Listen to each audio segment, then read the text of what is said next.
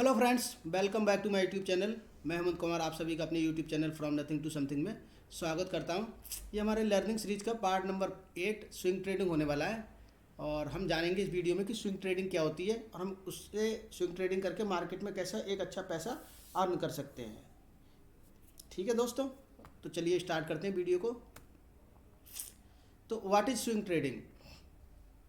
Swing trading होता क्या है? तो स्विंग ट्रेडिंग क्या है? Swing trading is a form of trading in which we hold the stock for more than a day और a week in order to get anticipated price movement to get profit with a short term gain. होता क्या कि हमारे मतलब कि कोई भी stock होता है वो स्टॉक कंटिन्यूसली ऊपर की तरफ को नहीं बढ़ता है ऐसे करके, और ना ही कंटिन्यूसली डाउन जाता है। तो स्टॉक कैसे बढ़ता है? स्टॉक पहले थोड़ा बढ़ता है, फिर थोड़ा नीचे जाता है, कंसोलिडेशन करता है, फिर ऊपर बढ़ता है, फिर नीचे बढ़ता है, फिर ऊपर जाता है, फिर नीचे गिरता है, फिर नीचे गिरने लगता है, फिर ये डाउन ट्रेंड में आ जाता है। तो अगर हमें किसी तरह ये पता चल जाए कि ये स्टॉक इस एरिया में बहुत अच्छा जाने वाला है, ये इस प्राइस के बाद ऊपर जा सकता है, तो जब अगर हमें ऐसे प्राइस पता चल जाए तो हमको क्या ज़रूरत है कि इसको यहाँ से यहाँ तक 1 साल होल्ड करने की। हम यहाँ 15 दिन 20 दिन एक महीने मतलब 2 1 हफ्ता होल्ड करें, यहाँ 8 10 दिन होल्ड करें और बस इसी में अपना प्रॉफिट लेके निकल जाएं। तो ये शॉर्ट टर्म के लिए जो एंटिसिपेटेड मूव होते हैं उनको अगर पकड़ के हम लोग कोई प्रॉफिट लेते हैं तो उसे स्विंग ट्रेडिंग कहते हैं।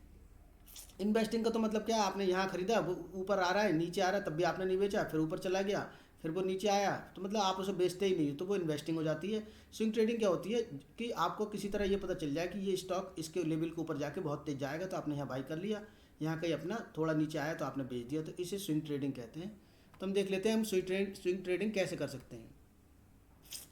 तो स्विंग ट्रेडिंग के बारे में एक खासियत ये है कि it is the safest way to make money from the share market. क्योंकि इंट्राडे में अगर आप जाओगे, तो इंट्राडे में अगर आप जाते हो तो इंट्राडे में लॉसेज होने की संभावना बहुत होती है, क्योंकि इंट्राडे एक क्या है, टोटली स्किल्ड गेम है। अगर आप स्किल्ड नहीं हो तो आप इसमें पैसा नहीं कमा सकते। पर इसमें आपके लिए स्किल्ड होने की ज़्यादा ज़रूरत नहीं है, आपको केवल अपने कुछ रूल्स बनाने हैं, उन रूल्स को फॉलो करना है। अगर आप उन रूल्स को फॉलो करते हो तो आप इसमें अच्छा पैसा अर्न कर सकते हो। हालांकि हाँ, इसमें जो आपकी कैपिटल होगी वो कैपिटल थोड़ी बड़ी होगी, क्योंकि आपको डिलीवरी की तरह स्टॉक खरीदने पड़ेंगे, यानी इन्वेस्टिंग की तरह। तो पूरे पैसे देने के लिए दे के खरीदने पड़ेंगे। इंट्राडे की तरह नहीं कि 5x मार्जिन मिल रहा है आपको, ठीक है। तो steps for a swing trade, swing trades के लिए आपके स्टेप्स क्या होने चाहिए, आप किस किस क्या क्या करना चाहिए आपको। सबसे पहले तो आपको देखो स्टॉक सिलेक्शन आना चाहिए। स्टॉक सिलेक्शन कैसे करते हैं वो मैं आपको बताऊंगा। तो उसके लिए 2 टाइम फ्रेम होने चाहिए, आइदर डेली टाइम फ्रेम और वीकली टाइम फ्रेम, इन दोनों पे कर सकते हो। पर डेली टाइम फ्रेम अच्छा रहता है, लेकिन आपको वीकली टाइम फ्रेम देखोगे तो भी कोई दिक्कत नहीं है, क्योंकि कई बार स्टॉक वीकली टाइम फ्रेम में भी ब्रेकआउट वगैरह देते हैं, और डेली का तो इम्पॉर्टेंट है ही।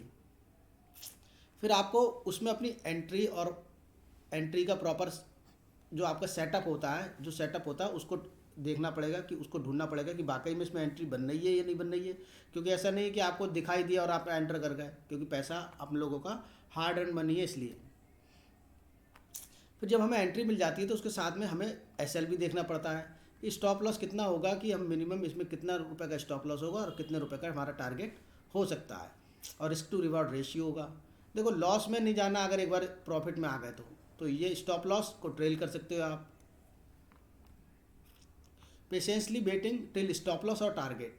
अगर आपका स्टॉक, आपने मान लीजिए कोई स्टॉक यहाँ पर था और यहाँ का ब्रेकआउट मिला था, आपने इसे 200 रुपये पर ख़रीदा, और ये 200 रुपये से जाके आपका टारगेट है मान लीजिए 300 रुपये का, और 200 रुपये से जाके 250 रुपये पे अगर ये होने लगा है, तो आप ये नहीं कि 200 पे निकल जाए। आपको क्या करना है, यहाँ पर जब ऊपर चला जाए तो आपको कॉस्ट टू कॉस्ट लगा देना है, इससे आप लॉस में नहीं जाओगे। और फिर ये ऊपर की तरफ चला जाए तो आपको ट्रेल कर सकते हो आप स्टॉप लॉस, और यहाँ टारगेट। अगर ये इसके बाद नीचे आ रहा है, तो आप कॉस्ट टू कॉस्ट लगा के वेट कर सकते हो। आपको ये नहीं है कि उसके बाद आपको कि डरना है यहाँ पर, क्योंकि कई बार स्टॉक थोड़ा बहुत नीचे आने के बाद तुरंत ऊपर चला जाता है। तो इससे आपको साइकोलॉजी भी पता चलेगी आपकी, कि मार्केट के प्रति आपकी साइकोलॉजी क्या है। क्योंकि स्टॉप लॉस को हमें as a cost of business treat करना है, ना कि ऐसे कि डर के। पर उसके बाद आपका प्रॉफिट बुकिंग आती है, जो सबसे मेन चीज़ है कि प्रॉफिट बुकिंग हमें कहाँ करनी चाहिए। या तो हमने कोई टारगेट लगा रखा है कि इतने रुपए तक आएगा तो हम उतने रुपए पे बेच देंगे, या हमने परसेंटेज वाइज लगा रखा है कि जैसे मान लीजिए कि 10% डाउन आएगा तो मैं बेच दूंगा, और 20% अप जाएगा तब तक मैं वेट करूंगा। तो इससे क्या, आपको कोई स्टॉप लॉस की ज़रूरत ही नहीं है, आपको एक मतलब परसेंटेज वाइज भी आप बाई और सेल कर सकते हो। तो how to select stocks for swing trading. तो एंट्री का बेस क्या होता है कि स्टॉक सेलेक्ट करना सबसे ज़्यादा इंपॉर्टेंट होता है। उसके बाद तो सिंपली एक प्रोसेस रह जाता है कि खरीद लिया, उसके बाद स्टॉप लॉस लगा दिया। तो हम 3 तरीके से इसमें एंट्री ले सकते हैं। जो मेरे तरीके हैं वो क्या, after breaking of 52 weeks high और ऑल टाइम हाई, कि कोई स्टॉक अपने ऑल टाइम हाई पे चल रहा है या 52 वीक्स हाई पे चल रहा है, तो इसमें हम एंट्री बना सकते हैं। दूसरा क्या, when stocks comes to its major support, अगर स्टॉक के लिए कोई सपोर्ट लाइन मान लीजिए बहुत मेजर है, प्राइस कोई मेजर है, उस पर बार बार आ रहा है, 2 बार आके ऊपर चला गया है, तो जब तीसरी बार आएगा और यहाँ पर कोई बुलिश कैंडल बनाएगा तो भी हम उसे बाई कर सकते हैं और हमारा पहला टारगेट ये हो जाएगा। हम इसके लिए एक स्विंग ट्रेड प्ले कर सकते हैं, भले 3 दिन 4 दिन 5 दिन 1 हफ्ता लगे, ये हमारा होता है। तीसरा कहता है breakout of a major resistance by trend line after many rejection. मान लीजिए कि कोई स्टॉक है, वो ऊपर जाता है, फिर नीचे हिट हो जाता है, फिर ऊपर जाता है, फिर ट्रेंड लाइन से हिट होता है, नीचे आ जाता है। तो जैसे जैसे ही नीचे आता जाता है तो हम एक नीचे की साइड में हमारे पास सपोर्ट मिलती जाती है, और जैसे ही इसको ब्रेकआउट देता है तो ये मल्टीपल टाइम रिजेक्शन खा चुका है इससे, तो यहाँ पर हम अपनी एंट्री बना सकते हैं। और इसको हमारा टारगेट क्या होगा, ये वाला ये वाला ये वाला। ये ट्रेंड लाइन वाले वीडियो में भी मैं बता चुका हूँ, आपको देखा नहीं है तो आप देख सकते हैं ट्रेंड लाइन के वीडियो। इंपॉर्टेंट पॉइंट क्या होते हैं, इंपॉर्टेंट पॉइंट कुछ ऐसे हैं कि जैसे कि आपको अपने एक वॉच लिस्ट बनानी होगी जो आप कंटिन्यूसली वॉच कर सकते हो। 30-40 स्टॉक ज़्यादा की बना सकते हो। उसमें क्या रहेगा, आपको ब्रेकआउट आने से पहले ही पता चल जाएगा, तो आप उसमें ढूंढना नहीं पड़ेगा आपको। फिर उसमें आपने सपोर्ट और रेजिस्टेंस के लेवल ड्रॉ कर लो आप उसमें, तो आखिर आपको मालूम पड़े कि क्या मेजर सपोर्ट है, क्या मेजर रेजिस्टेंस है, ट्रेंड लाइन का ब्रेकआउट कब मिल सकता है किसी स्टॉक के लिए। और find out some stocks from NSC की वेबसाइट पे, जिससे 52 वीक्स हाई आपको पता चल जाए और उसको अपने आप एनालाइज करो। क्यों, ये 52 वीक्स हाई वाले जो स्टॉक्स होते हैं वो ज़रूरी नहीं कि आपकी लिस्ट में हो ही हो। तो आपको अगर आपको कोई अच्छा स्टॉक लग रहा है, उसकी एनालिसिस भी, उसका चार्ट भी अच्छा लग रहा है, तो उसको आप अपने आप एनालिसिस करके उसमें एंट्री ले सकते हो। और find out the stock that are near to its trend line resistance, या कोई आपको ऐसे स्टॉक करने पड़ेंगे जो अपनी ट्रेंड लाइन रेजिस्टेंस के नियर हो। जैसे यहाँ पर टहल लिया जाए तो आपको समझ जाना चाहिए कि पॉसिबिलिटी है कि इसको ब्रेकआउट दे देगा, और जैसे ये ब्रेकआउट दे आपको इसमें एंट्री ले लेना है। पर उस एंट्री के भी कुछ नियम होते हैं, ऐसा नहीं कि आप कहीं भी एंट्री ले लोगे, तो वो मैं आपको बताऊंगा। तो selection of stock by it is major support on a daily time frame, कि कोई स्टॉक अपने डेली टाइम फ्रेम के मेजर सपोर्ट पे होगा तो हम उसमें कैसे एंट्री ले सकते हैं। तो देखो, after coming down to support wait for the green candle formed at the support level. तो जैसे मान लीजिए ये कोई सपोर्ट है और यहाँ से मार्केट गिरता हुआ आ रहा है, तो जैसे ही मार्केट यहाँ पर गिरता हुआ आ रहा है, यहाँ एक इसने बुलिश कैंडल बनाई ग्रीन कलर की, फिर आपको उस दिन कुछ नहीं करना है, आपको उसको नेक्स्ट डे इसका हाई ब्रेक हो तब आपको इसमें बाई कर लेना, और इस पॉइंट के नीचे 1 या 2 रुपये का बफर छोड़ के यहाँ में अपना ऐसा लगा देना है। और फिर हमारे लिए उसके टारगेट को जो नेक्स्ट रेजिस्टेंस है जहाँ से मार्केट नीचे गिर रहा था, यहाँ तक जाने का वेट करना है। तो ये तो होता है। हालांकि ये स्ट्रेटेजी आपको बहुत सरल लग रही होगी ये चीज़ आपको, पर इतनी सरल होती नहीं है। जब आप चार्ट पे देखोगे तो पता चलेगा आपको। तो we will enter next day when the next candle breaks first candle high. तो ये वाली दोस्तों हमारी फर्स्ट कैंडल है, इसका हाई जब ब्रेक होगा तो हम नेक्स्ट डे इसमें एंट्री लेंगे। पहले दिन हम केवल इसको देख के रखेंगे। Our stop loss will be the low of the first candle, जैसा कि मैंने आपको बताया कि जो फर्स्ट कैंडल है इसका लो हमारा स्टॉप लॉस होगा 1-2 रुपये का बफर छोड़ के। Our first target will be the immediate resistance, तो जो उसको ऊपर की इमीडिएट रेजिस्टेंस होगी वो हमारा फर्स्ट टारगेट होगी। उसको ऊपर की तरफ को ब्रेक करेगा तो हम एसएल यहाँ पर शिफ्ट कर देंगे और हमारा अगली रेजिस्टेंस तक के लिए हम उसमें बैठ सकते हैं, या हम अपनी इमीडिएट रेजिस्टेंस पे हम अपनी एग्जिट कर जाएंगे, जैसा आपको अच्छा लगे। तो after reaching the target you can exit the position, या तो आप यहाँ पोजीशन पे एग्जिट कर लो और hold it with strict stop loss to the next resistance. यहाँ पर अपना स्टॉप लॉस ट्रेल कर दो और यहाँ तक के लिए कि यहाँ के नीचे जाएगा अगर तो मैं निकल जाऊँगा, नहीं तो मैं अगली रेजिस्टेंस तक लेके जा सकता हूँ, क्योंकि मैं तो प्रॉफिट में हूँ। अब जैसे ये किया, ये है आपका सपोर्ट का, मैंने एक उदाहरण दिया है यहाँ। ये LIC का चार्ट है, लाइफ LIC इंडिया का चार्ट है। तो आपने देखा कि मार्केट इतना ऊपर से गिर के आ रहा था, फिर इसने इस पॉइंट पे सपोर्ट ली, इस पॉइंट पे सपोर्ट ली, ऊपर गया, फिर इसने यहाँ से रिजेक्शन लिया, इस प्राइस से रिजेक्शन लिया 720 की प्राइस से, फिर नीचे आया, नीचे आने के बाद फिर इसने ऊपर जाने की कोशिश करी, फिर ऊपर गया, इसने एक सपोर्ट बनाई यहाँ पर एक सपोर्ट बनाई। अब क्या था, पहली बार में तो ये सपोर्ट पता नहीं चलती है क्योंकि सपोर्ट है, लेकिन जब दूसरी बार ऊपर गया तो हमें पता चला कि ये एरिया सपोर्ट है। लेकिन जब तीसरी बार इस एरिया पे आया तो यहाँ इसने कोई बुलिश कैंडल नहीं बनाई, बुलिश कैंडल ये होती है, ये है बुलिश कैंडल, ये है बुलिश कैंडल, ये वाली बुलिश कैंडल है, ये वाली बुलिश कैंडल। फिर आप देखोगे यहाँ से गिरते गिरते मार्केट फिर इसी लेवल पे आया, इस लेवल पे आया, ये एक बुलिश कैंडल बनी, आपने इसके हाई के ऊपर मान लीजिए बाई कर रखा है, तो आपका टारगेट स्टॉप लॉस क्या होगा, इसके नीचे का होगा। अब ये कल मार्केट बहुत डाउन गया था, निफ्टी बहुत नेगेटिव था, तो इसके कारण ये LIC भी नीचे आ गया है। तो अब हमारे पास दो, अगर हमने ये देखो दो कंडीशन है, इधर तो हमने इसको बाई कर रखा है, ऑलरेडी बाई कर रखा है, और सेकंड हम वेट कर रहे हैं। तो अगर हम अभी वेट कर रहे हैं तो हमें कुछ नहीं करना है, हमें अगर हमने बाई कर रखा है तो हमारा स्टॉप लॉस के नीचे होगा 650, 649 रुपये के नीचे होगा, कि 649 रुपये के नीचे जाएगा तो हम इसे बेच देंगे।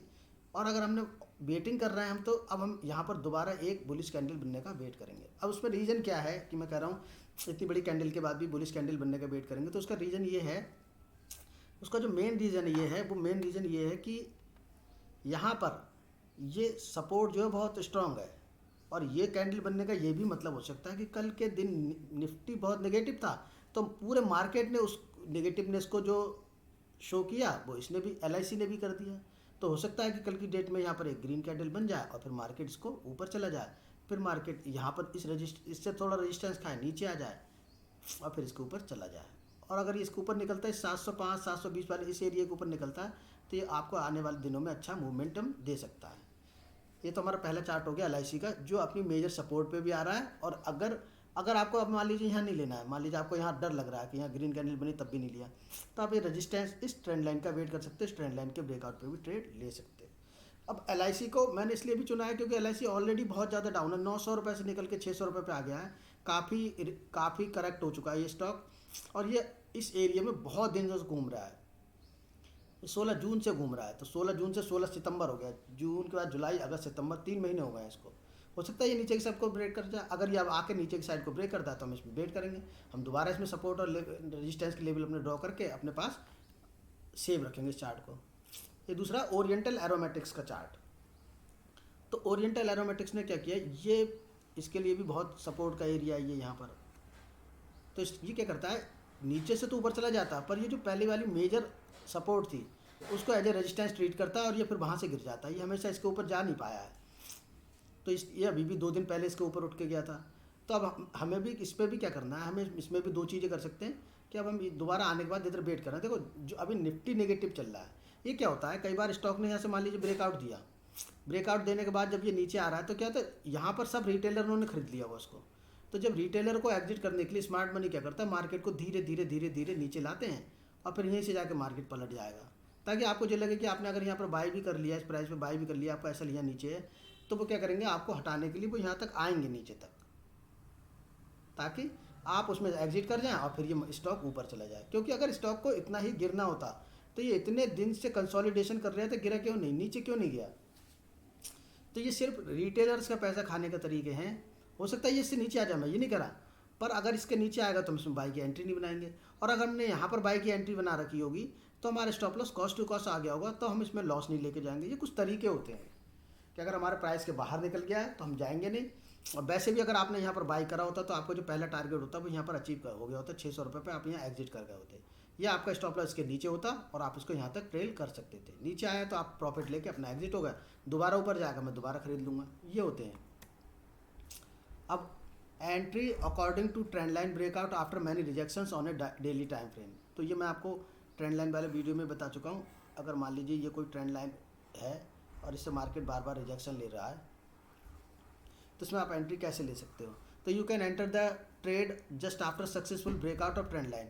तो इसका सक्सेसफुल ब्रेकआउट मिल जाए, एक कैंडल इसके ऊपर क्लोज हो जाए और उसका पहले ये ब्रेकआउट हुआ। If you want to play safe then you can wait for the retest of the trend line. तो क्या अगर आप सेफ खेलना चाहते हो तो ऊपर जाने के बाद दोबारा इसको रीटेस्ट करें, उसके बाद में ऊपर निकले तो आप इसको दोबारा बाई कर सकते हो, पहले बार के ब्रेकआउट पे बाई नहीं कर सकते हो। Stop loss will be the low of the breakout candle. तो स्टॉप लॉस क्या होगा, जैसे मान लीजिए इस वाली कैंडल ने यहाँ पर ब्रेकआउट दिया तो इसका लो होगा और जो आपका टारगेट होगा वो इमीडिएट जो रेजिस्टेंस होगी वो होगा। Target can be the second resistance of the trend line या any big round figure level coming next. मान लीजिए 2000 रुपये पर चल रहा है ये स्टॉक और अगला 3000 रुपये पे आज अगर ये आ जाता है तो 1000 रुपये का लेवल भी होगा ये, और ये कोई रेजिस्टेंस होगा, तो आप यहाँ तक भी अपना टारगेट रख सकते हैं। कोई ज़रूरी नहीं कि अगले रेजिस्टेंस मान लीजिए यहाँ पर है ₹3700 पे है और ये 2000 पे चल रहा है, तो आप 3000 तक भी इसको होल्ड रख सकते हैं। 3000 पे जाने के बाद अगर ये ऊपर को निकलता है तो आप यहाँ ₹2900 का स्टॉप लॉस लगा के 3700 को प्ले कर सकते हैं कि ₹100 नीचे आएगा तो मैं निकाल दूंगा, अदरवाइज मैं 3700 तक जो मेरी अगली रेजिस्टेंस है वहाँ तक लेके जा सकता हूँ। अब ये एक चार्ट है, यूनाइटेड स्पिरिट्स का चार्ट है। इसने यहाँ पर भी रिजेक्शन लिया, यहाँ पर भी रिजेक्शन लिया, यहाँ पर रिजेक्शन लिया, इतनी तेज़ी से नीचे आया, यहाँ कंसोलिडेशन करता है, ये ऊपर जाता है, इसका ब्रेकआउट देता है, फिर आप देखोगे डेली टाइम फ्रेम में इसका ब्रेकआउट देता है, उसके बाद इस यहाँ पर ऊपर जाके ये नीचे आ गया है। तो अगर इसके ब्रेकआउट पे आपने इसको खरीद रखा होगा तो आपका स्टॉप लॉस यहाँ होगा। लेकिन अगर आप रिटेस्ट का वेट कर रहे होगा तो इसे यहाँ पर आना था, इस पर अब आज इसने नीचे देखो लो तो इसका ब्रेक नहीं किया है, तो अगली कैंडल ये यहीं से कोई ये देखो क्लोजिंग यहाँ मिली, यहाँ से ऊपर की तरफ बना है और ये ऊपर को चला जाए तो हम यहाँ पर फिर यहाँ पर हम अपनी एंट्री ले सकते हैं। ये हमारी रिटेस्ट की एंट्री होगी, ये हमारी रिटेस्ट की एंट्री होगी। और अगर हमने इस कैंडल के हाई ब्रेक होने पे ले रखा है तो हमारा पहला टारगेट देखो यही वाला टारगेट बनना था, इसलिए भी मार्केट यहाँ से रिजेक्शन ले चुकी है।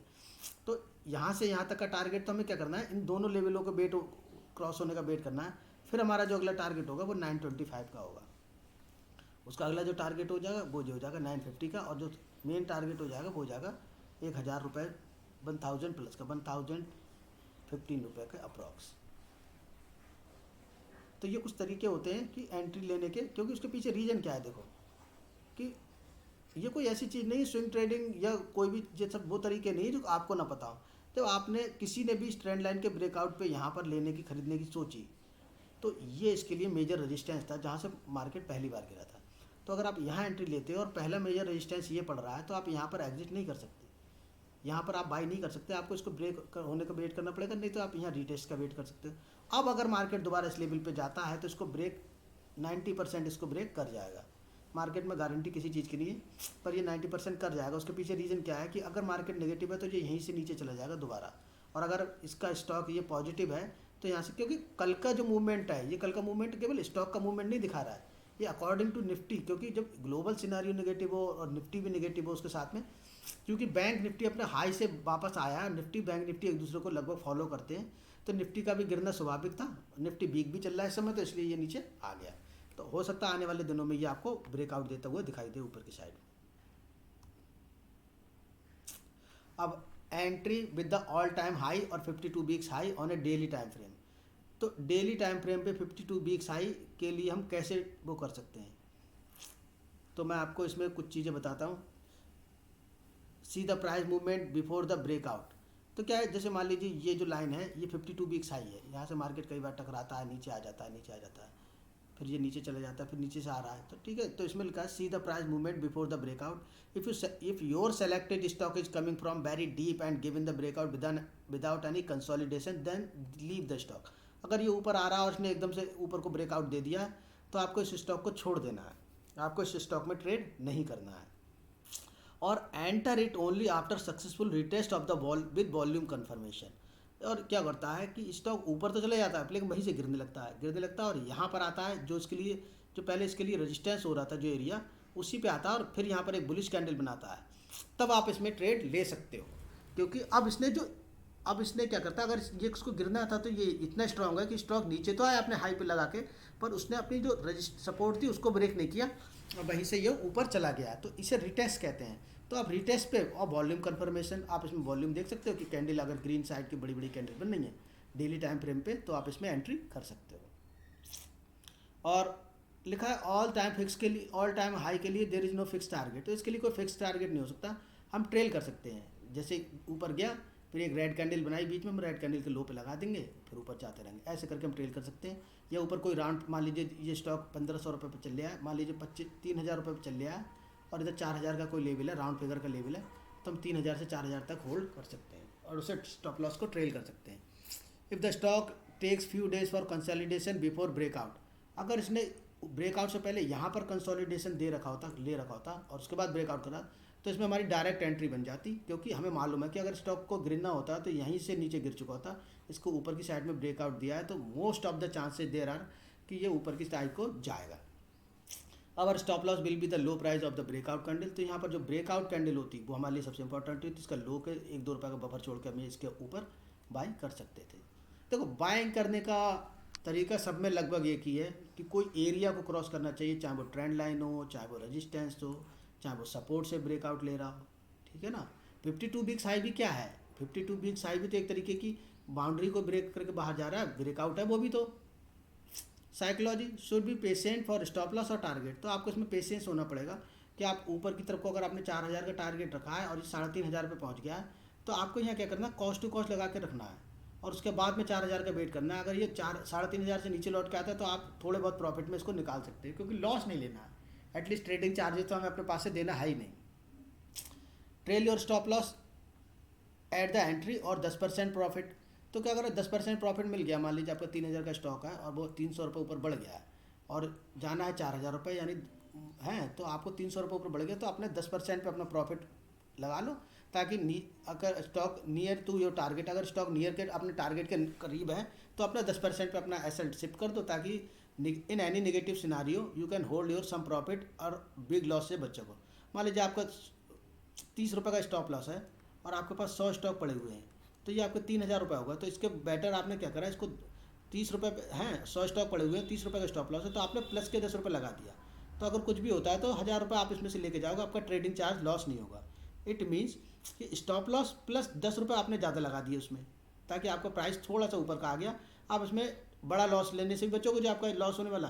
क्योंकि मार्केट के सिनारियो का कोई पता नहीं है। मान लीजिए जिस लोगों ने भी यूक्रेन वार के समय अपने स्टॉक होल्ड करके रखे होंगे, अगर उन लोगों ने निकालना नहीं चाहा होगा तो उनका स्टॉक बहुत नीचे आ गया होगा, निचले प्राइस पे। कोरोना के समय भी यही हुआ था। तो ऐसे में आपको जब ग्लोबली नेगेटिव सिनारियो दिखाई दिए, देखो नेगेटिव सिनारियो दो तरीके के होते हैं। पहला, जैसे कोई युद्ध है या वो न्यूज़ जो अपने इंडियन मार्केट को बहुत तेज़ी से अफेक्ट कर सकती है, तो वो हमारे लिए ख़राब है। अभी मान लीजिए डाउ जोन्स गिर रहा है, तो डाउ जोन्स के गिरने का हमारे मार्केट पे कोई इफेक्ट नहीं, हमारा मार्केट अपना ऊपर ही चलता जा रहा है। तो डाउ जोन्स को हम नेगेटिवली नहीं ले सकते, पर यूक्रेन वार को ले सकते हैं, कोरोना को ले सकते हैं। हमारे मार्केट में कोई बड़ी न्यूज़ आती है तो हम उसको नेगेटिवली ले सकते हैं। पर न्यूज़ें भी नेगेटिव दो तरीके की होती हैं, एक जिनका बिग टर्म इफेक्ट पड़ता है।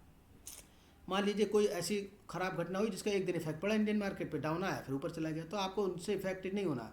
पर अगर मान लीजिए यूक्रेन बाहर है, ये कोरोना, ये लॉन्ग टर्म में चलने वाली न्यूज़ है, तो आपको ऐसी न्यूज़ों पे थोड़ा वो रखना पड़ेगा। अब हम 52 वीक्स वाली ट्रेडों को कैसे देख सकते हैं, तो मैं आपको बताता हूँ। ये हमने क्रोम खोल लिया, गूगल क्रोम खोल लिया, तो हम इसमें जाके हमें कुछ नहीं करना, हमें सबसे पहले लिखना है कि NSE 52 वीक्स हाई, ये लिखा हुआ है NSE। मनी कंट्रोल पे भी आप जैसे देख सकते हो, पर मैं NSE 52 वीक्स हाई पे जाके देखता हूँ, तो ये एक पेज खुल जाता है, इसको मैं क्लिक करता हूँ, तो ये हमारे पास 52 वीक्स हाई NSE के स्टॉक आ गए हैं। तो इसमें से हम जो स्टॉक ने मतलब अच्छी ग्रोथ करी है, यानी जिसका चेंज और परसेंटेज ज़्यादा है, जिसका परसेंटेज चेंज ज़्यादा है ना, हम इसको इन स्टॉकों को इस स्टॉक को ले लेंगे, ठीक है। तो देखो सबसे पहला है ये 29 रुपीज़ का है, तो इसका नाम है फोर्थ डायमेंशन सॉल्यूशन लिमिटेड। तो हम इसको नहीं लेते, हम लेते हैं RV को, ARRVI, क्योंकि 6% का मूवमेंट दिया है और 174 रुपये का स्टॉक है। तो हम AARV को ऐड करते हैं अपने पास, AARV एनकॉन लिमिटेड, इसको हमने पास ऐड कर लिया। तो अब हम देखेंगे कि इसने बहुत अच्छी ऊपर की साइड को रैली दी है, तो हम इस पर अपनी ट्रेंड, अगर हमने इस पर अपनी सपोर्ट और रेजिस्टेंस ड्रॉ करने जाएंगे, तो ये एरिया इसके लिए रेजिस्टेंस का काम कर रहा था। पहली बार, दूसरी बार रिजेक्शन लिया था, फिर क्रॉस कर दिया। अब अगर आप यहाँ खरीदने जाते हो तो इस स्टॉक के लिए आपके लिए बहुत बड़ा स्टॉप लॉस हो जाएगा। 165 रुपये के ऊपर खरीदोगे, कहीं जाके कल को खरीदोगे तो इतना बड़ा स्टॉप लॉस हो जाएगा। हालांकि एक स्टॉक बढ़िया है, क्यों, जहाँ ग्लोबली सारा पूरा मार्केट लगभग नेगेटिव है, वहाँ इस स्टॉक ने कल भी अच्छा प्रदर्शन करा है, तो ये ऊपर जा सकता है, पर इसमें हमारी एंट्री नहीं बन पा रही है, तो हम इसको छोड़ देंगे।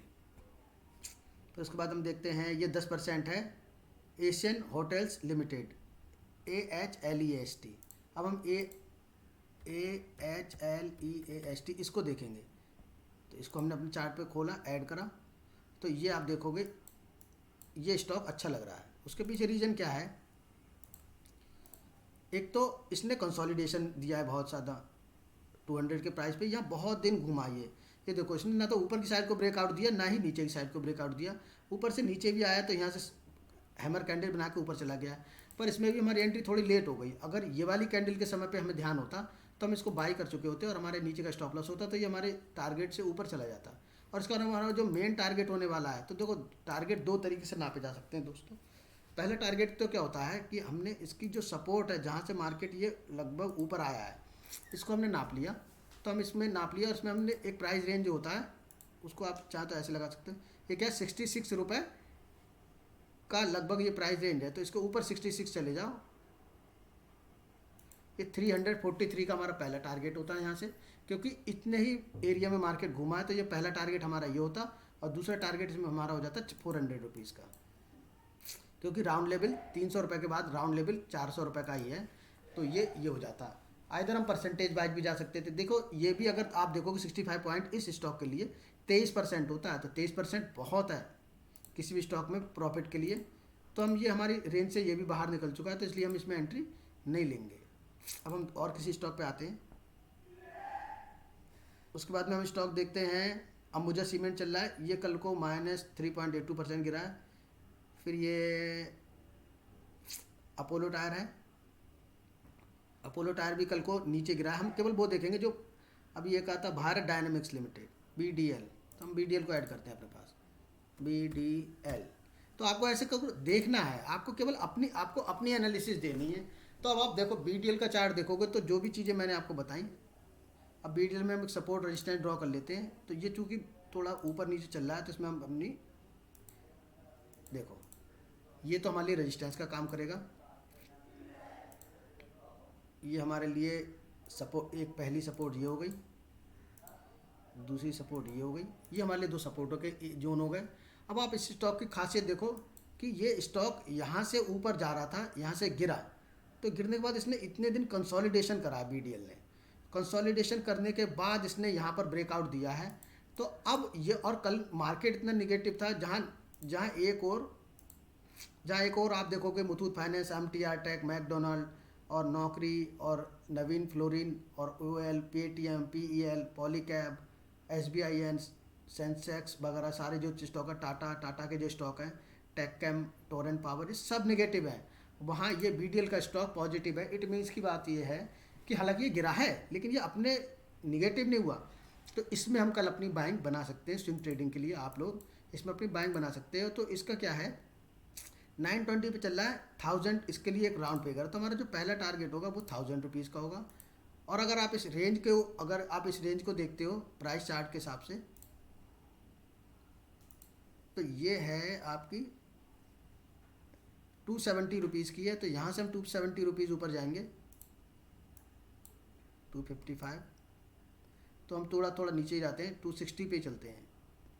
तो 1150 के टारगेट आपके हो सकते हैं इसके लिए। तो उसके लिए आपको ट्रेल करना पड़ेगा, 1000 के बाद आपको इसको ट्रेल करना पड़ेगा। और ये स्टॉक बहुत ऊपर जा सकता है। BDL भारत डायनेमिक्स लिमिटेड का स्टॉक है, क्योंकि इसके पीछे एक जेन्युइन सा रीज़न है। अगर मैं इसमें आपको बताऊं तो अगर इसने ये कंसोलिडेशन नहीं करा होता, इसने डायरेक्ट ब्रेकआउट दे दिया होता, तो मैं इसमें इंटरेस्टेड नहीं था। पर इसने जो कंसोलिडेशन करा इतने दिन, इसका मतलब ये कि इसमें जो बड़ा स्मार्ट मनी लगी हुई वो इस स्टॉक को नीचे जाने देना नहीं चाहती है। तो ये स्विंग ट्रेडिंग के लिए बहुत अच्छा स्टॉक है। हालांकि हमने और भी स्टॉक देखे, और मैं आपको 1-2 स्टॉक और दिखाता हूँ। BDL के बाद हम नीचे आ जाते हैं। ये 5% वाला एक स्टॉक है, global, GLOBAL, global, NSE, global education limited. अब ग्लोबल एजुकेशन लिमिटेड देख रहे हो आप, ये ऑल टाइम हाई पे चल ही रहा है कंटिन्यूसली। तो इसको हम ट्रेड नहीं कर सकते क्योंकि ये ऑलरेडी बहुत हाई है। तो इसको हम छोड़ देते हैं।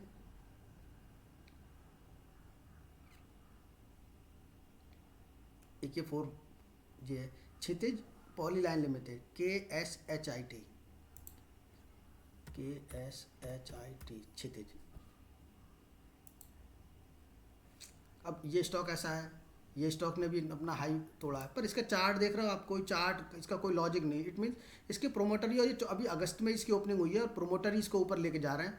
हो सकता है आपने 85 रुपये पर कल को बाय भी कर लिया और ये नीचे आ गया। पर जो BDL का स्टॉक है इस पर आप भरोसा कर सकते हो, क्योंकि ये स्टॉक बहुत नीचे से चलता हुआ आ रहा है और ये आज का नहीं है, ये 2020 से भी पुराना स्टॉक है। तो आपको इन सब बातों का भी ध्यान रखना है कि टेक्निकली किसी की एनालिसिस करने के साथ साथ में उसको बैक टेस्ट भी करके देखना है कि वाकई ये स्टॉक इस लायक है कि हम इसमें थोड़े दिनों के लिए अपना पैसा लगा सकते हैं। जैसे ये क्षितिज है, इसमें आपने खरीद लिया तो आपका स्टॉक के बारे में पिछली कोई सपोर्ट रेजिस्टेंस कुछ भी नहीं है आपको इसके पास। तो ऐसे स्टॉक में आपको पैसा लगाने से बचना है। उसके बाद में एक स्टॉक ये है mask invest, MASKIN, mask investment, NSE का स्टॉक लिया मैंने ये। अब ये भी स्टॉक वैसा ही है और ये देखिए ये अपनी हालांकि 52 वीक्स हाई पे चल रहा है, पर इसके लिए जो मेजर रेजिस्टेंस है वो ये है। अगर आपने यहाँ पर बाई भी कर लिया इसको 52 वीक्स देख के और ये पता चला उसके बाद नीचे गिर गया तो कोई फ़ायदा नहीं। तो हमें वही स्टॉक लेने हैं और फिर ये बहुत ऊपर से नीचे गिर के आया है और इस स्टॉक का चार्ट देख के भी आपको कुछ समझ में नहीं आएगा। तो इस ऐसे स्टॉकों को हमें छोड़ देना। हमें वो स्टॉकों को देखना जैसे हमने बीडीएल सारे चार्टों में हमने बीडीएल निकाल के रखा। तो बीडीएल देखो जेन्युइन स्टॉक, हमने सपोर्ट रेजिस्टेंस ड्रॉ करी, ये हमारे सारे मानकों पे सही बैठ रहा है। तो इसको मैं अपने पास भी ऐड कर लेता हूँ, देखता हूँ इसकी आने वाले दिनों में इसकी क्या परफॉर्मेंस रहेगी। तो इसी के साथ हम अपना वीडियो एंड करते हैं दोस्तों। इस वीडियो को अपने फ्रेंड्स के साथ शेयर करना मत भूलिएगा और वीडियो के अंत में मैं उन सभी लोगों का धन्यवाद करना चाहता हूँ जिन्होंने इस चैनल को सब्सक्राइब किया है। Thank you friends.